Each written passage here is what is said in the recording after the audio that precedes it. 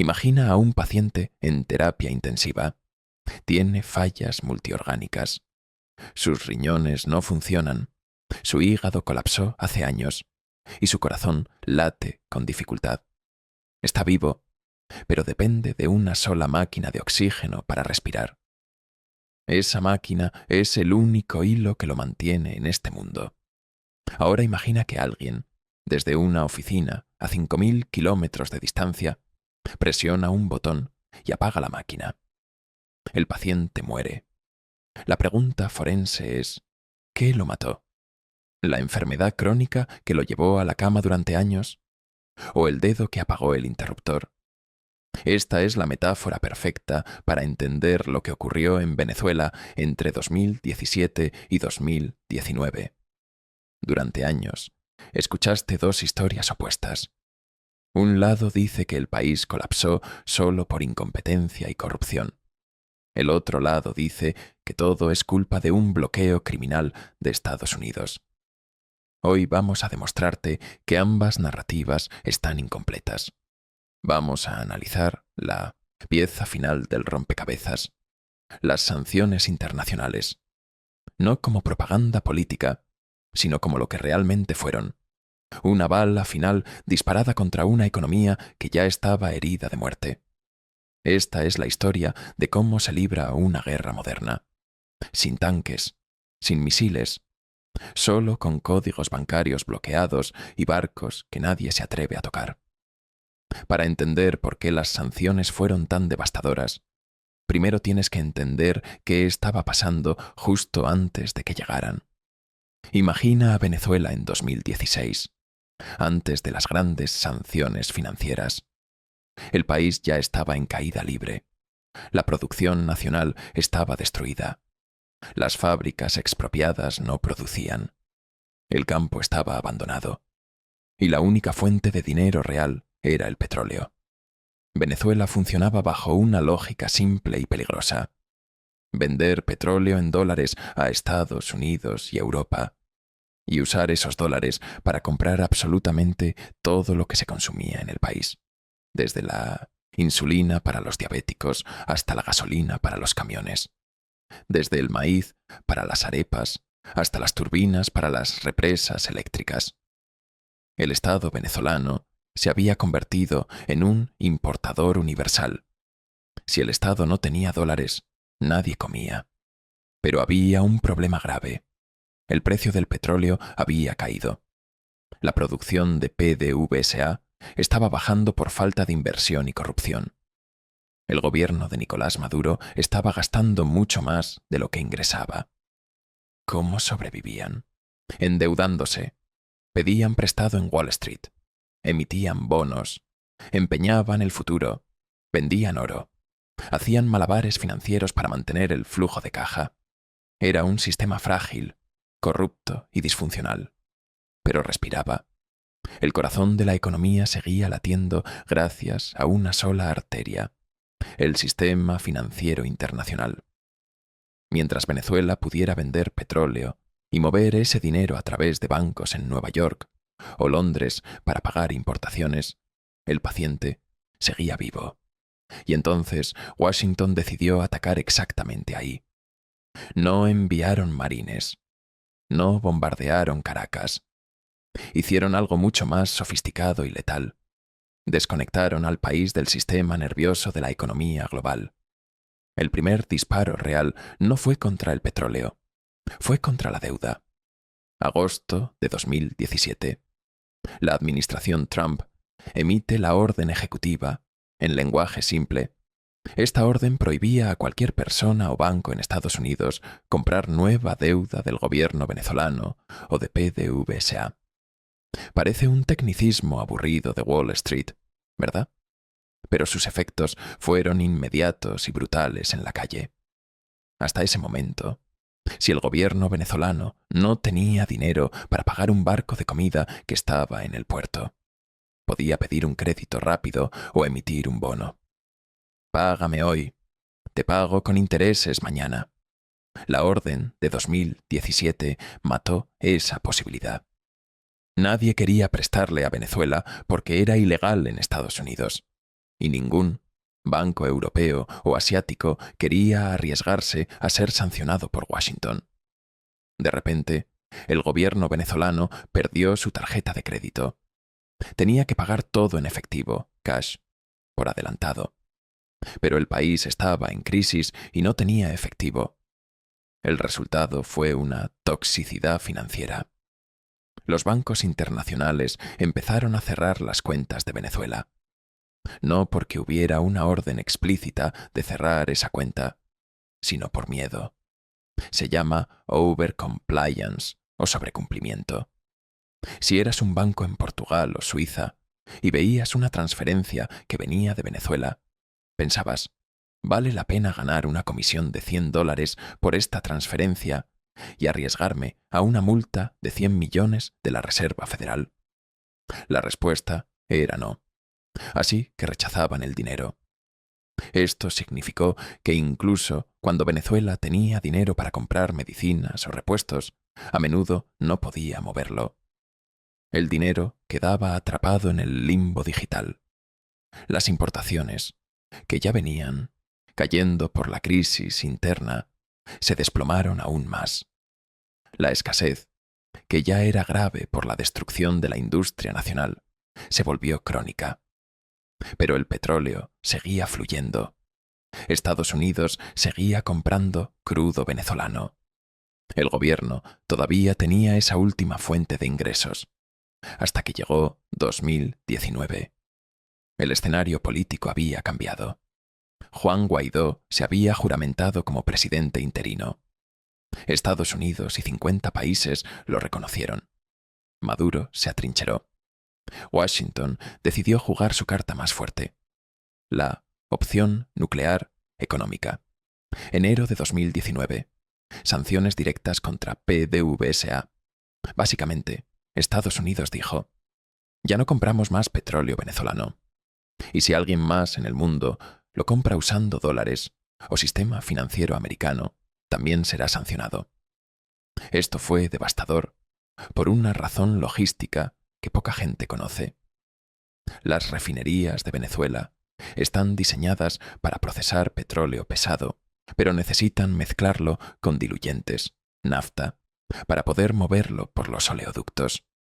Históricamente, Venezuela compraba esos diluyentes a Estados Unidos. Las sanciones cortaron el suministro de diluyentes. Sin ellos, el petróleo venezolano se convierte en asfalto sólido dentro de los tubos. No se puede bombear. No se puede exportar. La producción colapsó. Pasó de 1,5 millones de barriles diarios a menos de 700.000 en meses. Fue un infarto masivo a la economía. El gobierno perdió su principal fuente de ingresos de la noche a la mañana. Y aquí es donde la tragedia se vuelve humana. En una economía normal, si el gobierno pierde ingresos, recorta gastos superfluos. Pero en Venezuela, el gobierno era el dueño de todo. Era el que importaba la comida, el que mantenía los hospitales, el que generaba la electricidad. Cuando el ingreso petrolero se secó, no solo sufrió la cúpula política, sufrió la infraestructura crítica del país. Sin dólares para repuestos, el sistema eléctrico nacional, que ya estaba en ruinas por años de falta de mantenimiento y corrupción, terminó de colapsar. Marzo de 2019. El apagón nacional. 5 días de oscuridad total. La gente murió en los hospitales porque los respiradores se apagaron. La comida se pudrió en las neveras. El agua dejó de bombearse. El gobierno culpó a un ataque electromagnético de Estados Unidos. Los ingenieros explicaron que fue un incendio en una línea de transmisión mal mantenida. La verdad es que fue una combinación de ambos. Un sistema destruido por la corrupción interna, la enfermedad previa, que colapsó bajo la presión de no tener recursos ni repuestos, la sanción. La teoría de las sanciones modernas es que son bombas inteligentes, diseñadas para dañar solo a la cúpula corrupta, congelar sus cuentas personales y forzarlos a negociar, sin afectar al pueblo. En la práctica, en Venezuela, funcionaron como una bomba de racimo. A la Simba, sancionar al Estado en un país donde el Estado es dueño de todo, sancionas a la sociedad entera. Hablemos de la gasolina. Las refinerías venezolanas estaban en el suelo mucho antes de las sanciones. Amuay y Cardón operaban al 10% de capacidad por accidentes y falta de inversión. Pero Venezuela cubría el déficit importando gasolina refinada de Estados Unidos. Intercambiaba crudo por gasolina. Las sanciones de 2019 prohibieron ese intercambio. De repente, el país con más petróleo del mundo se quedó sin gasolina. ¿A quién afectó esto? ¿A los jerarcas del gobierno? No. Ellos se mueven en camionetas blindadas con acceso a reservas militares de combustible. Afectó al agricultor en los Andes que perdió su cosecha de zanahorias porque no tenía cómo llevarla al mercado. Afectó al médico que no pudo llegar al hospital. Afectó a la ambulancia que se quedó seca en medio de una emergencia. Se creó un mercado negro brutal. La gasolina pasó de ser gratis a costar $3 el litro en la reventa. Solo los enchufados y los ricos podían moverse. La economía se contrajo aún más. La hiperinflación, que había empezado en 2017 por la impresión descontrolada de dinero del Banco Central, una decisión interna, se aceleró porque no había oferta de productos. Un informe del Center for Economic and Policy Research estimó que las sanciones contribuyeron a miles de muertes adicionales al dificultar la importación de alimentos y medicinas. Otros economistas disputan la cifra exacta, pero nadie niega el hecho básico. La vida del venezolano común se volvió infinitamente más dura. Las sanciones cerraron las válvulas de escape. Convirtieron una crisis económica en una catástrofe humanitaria. Aquí viene la paradoja más cruel de las sanciones. Fueron diseñadas para quebrar al gobierno y forzar un cambio de régimen. La lógica era, si los asfixiamos financieramente, los militares se rebelarán, o Maduro tendrá que irse. Ocurrió lo contrario. Como el gobierno ya no podía usar el sistema bancario formal, transparente y rastreable, se movió a las sombras. Crearon una economía oscura. Empezaron a vender petróleo a través de barcos fantasma. Apagaban sus transpondedores GPS. Transferían la carga en alta mar a barcos chinos o rusos y cobraban en efectivo, en criptomonedas o en oro. Empezaron a sacar oro del arco minero del Orinoco, destruyendo la selva amazónica, para venderlo en Turquía o Emiratos Árabes. Permitieron que el contrabando y las actividades ilícitas florecieran para generar divisas. El resultado, el Estado se volvió más opaco, más criminal y menos responsable. Antes, PDVSA tenía que publicar balances, aunque fueran falsos. Ahora, todo es secreto de Estado bajo la ley antibloqueo. Nadie sabe cuánto petróleo se vende, a quién, ni a qué precio.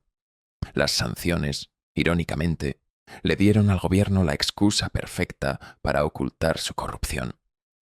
No podemos decirte dónde está el dinero por culpa de la persecución imperial. Y políticamente, les dio una narrativa épica. Maduro pudo pararse frente al mundo y decir, no somos ineptos, somos víctimas. Todo lo malo que pasa aquí es culpa del bloqueo. Esa narrativa caló en mucha gente, y sobre todo en la izquierda internacional. Convirtió a un gobierno fallido en un símbolo de resistencia. Mientras tanto, la población dependía más que nunca de las cajas de comida del gobierno, CLAP, porque el mercado privado estaba asfixiado. El control social aumentó. Las sanciones empobrecieron a la sociedad civil, debilitándola frente al Estado, mientras la cúpula encontraba formas creativas de seguir siendo rica. Para 2019, la presión era insostenible. El gobierno estaba acorralado, y entonces Hizo lo único que podía hacer para no colapsar. Se rindió ante la realidad económica. Maduro, el socialista radical, permitió la dolarización. Dejó de perseguir el uso del dólar. Eliminó los controles de precios. Permitió que los privados importaran sin pagar aranceles. Dijo implícitamente: el Estado está quebrado y sancionado. No podemos importar comida. Háganlo ustedes. Esto creó la Venezuela actual. Una burbuja extraña y desigual. Por un lado, tienes bodegones llenos de productos importados, restaurantes de lujo y conciertos en Caracas, pagados con dólares en efectivo que circulan en la economía.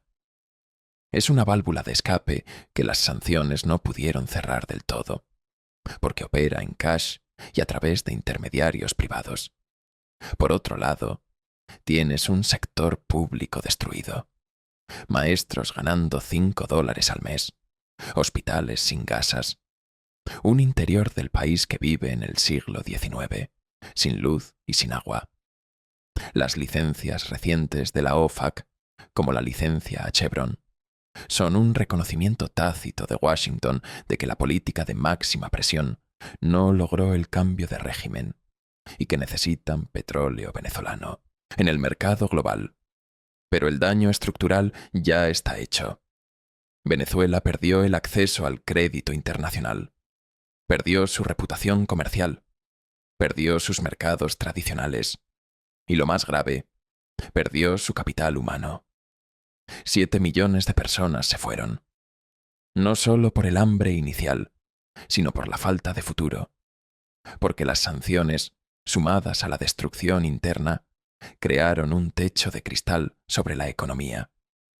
Incluso si quieres emprender hoy en Venezuela, te enfrentas a problemas para abrir cuentas bancarias afuera, para pagar proveedores, para usar software internacional. El compliance bancario sigue viendo a Venezuela como un paria. Ni santos, ni demonios. Al final de este análisis, tenemos que ser honestos. Decir que las sanciones son la única causa de la crisis venezolana es mentira.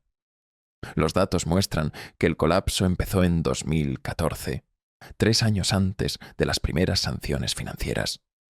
La caída del PIB, la escasez y la inflación ya estaban ahí. El modelo interno fracasó por diseño propio. Pero decir que las sanciones no afectan a la gente y solo afectan a los corruptos también es mentira.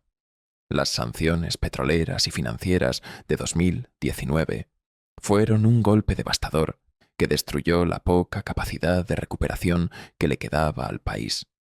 Empujaron la crisis de grave a catastrófica. Fue como quitarle la quimioterapia a un paciente con cáncer porque no te gusta el director del hospital. El director sigue en su oficina con aire acondicionado. El paciente sufre. Las sanciones aceleraron el colapso. Lo hicieron más profundo y más doloroso para los más vulnerables. Y demostraron una lección geopolítica cruel. En el siglo XXI, cuando las grandes potencias pelean, los civiles ponen los muertos y los gobiernos ponen las excusas. Venezuela hoy es un país que intenta reinventarse entre las ruinas de un modelo estatista fracasado y los muros de un aislamiento internacional forzado. Es una advertencia viva de lo que ocurre cuando la economía se convierte en un campo de batalla ideológico. Primero, el gobierno destruyó la economía privada en nombre de la revolución, como vimos en videos anteriores. Luego, la comunidad internacional aisló lo que quedaba en nombre de la democracia. Y en el medio, quedaron 30 millones de personas atrapadas en un fuego cruzado donde nadie gana. Si este análisis te ayudó a ver más allá de los titulares simplistas de bloqueo versus dictadura, dale like. La realidad siempre es más compleja y gris. Suscríbete para más disecciones de conflictos globales donde explicamos la mecánica detrás de la política. Y si llegaste a este video sin ver cómo empezó todo, si te preguntas, Pero ¿cómo es posible que un país tan rico haya llegado a ser tan vulnerable como para que unas sanciones lo tumbaran? Entonces, te perdiste el principio de la historia. Necesitas entender el pecado original. El momento en que Venezuela decidió dejar de producir y empezar a vivir de la renta. Haz clic en el video que ves en pantalla. Venezuela, el país que murió de riqueza. Ahí entenderás por qué, cuando llegaron las sanciones, Venezuela ya no tenía defensas. Fue el petróleo lo que la hizo rica, y fue la adicción al petróleo lo que la dejó indefensa.